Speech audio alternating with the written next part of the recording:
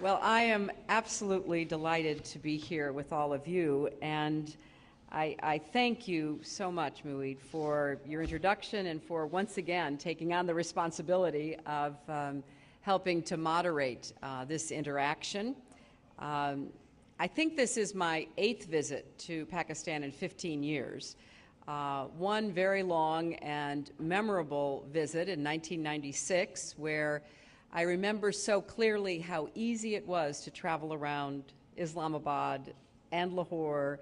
The memories of that visit, which I took with my daughter, are incredibly poignant and vivid in my memory. 3 short visits as a senator, and now my 4th visit as Secretary of State. And I am here because I believe the relationship between our 2 countries is so important, it is worth getting right. And I am certain it is possible, although it will take a great deal of work to do so. It is easy to forget, amidst all the noise, that our goals overlap in critical ways. We share a vision of a sovereign, self-sufficient, and democratic Pakistan, a Pakistan at peace and trading with its neighbors, and full of opportunities for both men and women. That is a vision that I carry with me as I do the work I currently do now as Secretary of State. We also share a threat that has claimed the lives of thousands of our citizens, and we believe strongly that is a challenge neither of us can walk away from. So the question before us is not whether we should work together. The question is how. And as you just heard, it is no secret that our relationship of late has not been an easy one. We have seen distrust harden into resentment and public recrimination. We have seen common interest give way to mutual suspicion. Americans who believe they have done a great deal over the last years, and in fact, $2 billion in civilian aid has been delivered from American taxpayers to the people of Pakistan in the last year, are understandably frustrated when they see what comes across as anti-American sentiments. And many in our Congress ask whether this relationship is still worth investing in. And I know that many Pakistanis have questions of their own. Like any successful partnership, this one needs to be a two-way street, where each of us acts to secure our shared interests in an atmosphere of mutual respect and mutual understanding. I'd like to touch briefly on 3 issues in particular: our joint efforts to create opportunities for the people of Pakistan, Pakistan's role today and tomorrow in the region, and our shared fight against violent extremism. First, I want to be clear that the United States is committed to helping Pakistan meet the economic needs, the social development needs of the Pakistani people. Now, we are not doing this out of some definition of charity, and we are not trying to purchase friendship. We actually believe that a prosperous, peaceful Pakistan is more likely to be a stable, secure Pakistan, and we think that is good for everyone, first and foremost Pakistanis, the region, and the world, including Americans. And we have heard the desire from government officials and private business leaders and citizens alike to move from aid to trade, and we share that goal.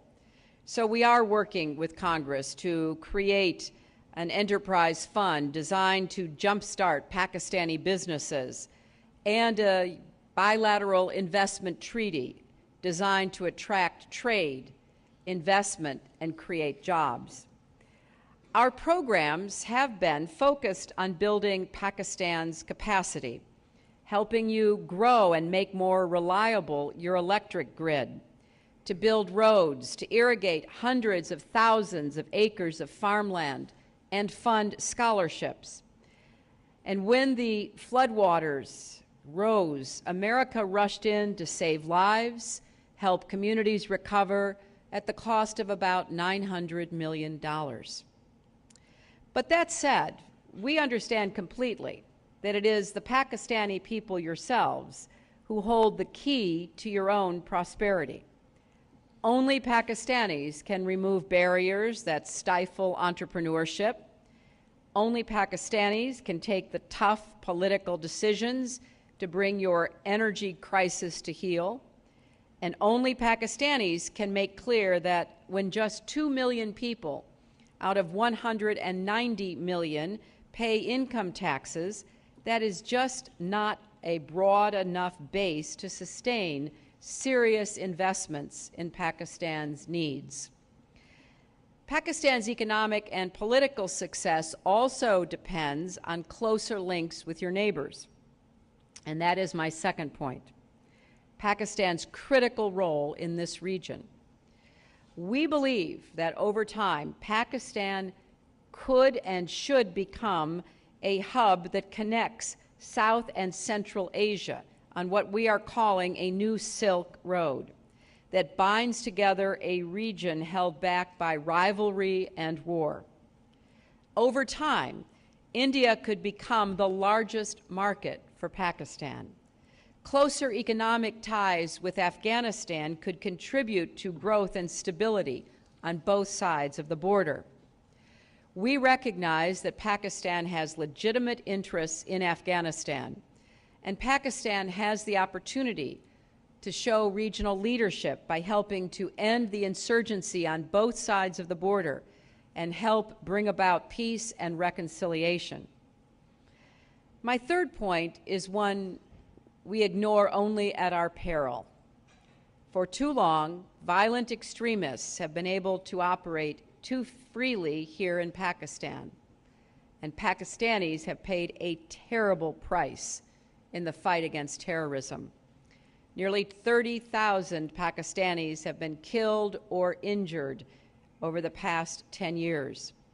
Worshippers at mosques, shoppers at markets, soldiers, police, even children in their classrooms.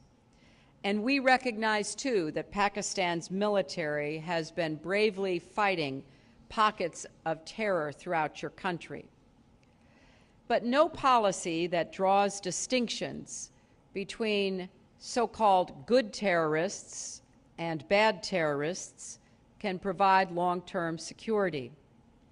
This year alone, more than 500 Pakistanis have been killed by improvised explosive devices made right here inside Pakistan. I believe the United States and Pakistan can work together to root out all of the extremists who threaten both of us, including the Haqqani network. Now, I was introduced by saying that I am a realist, and I know that every country decides for itself what is in that country's own interests. Pakistan does, so does America. We could not, should not expect any different.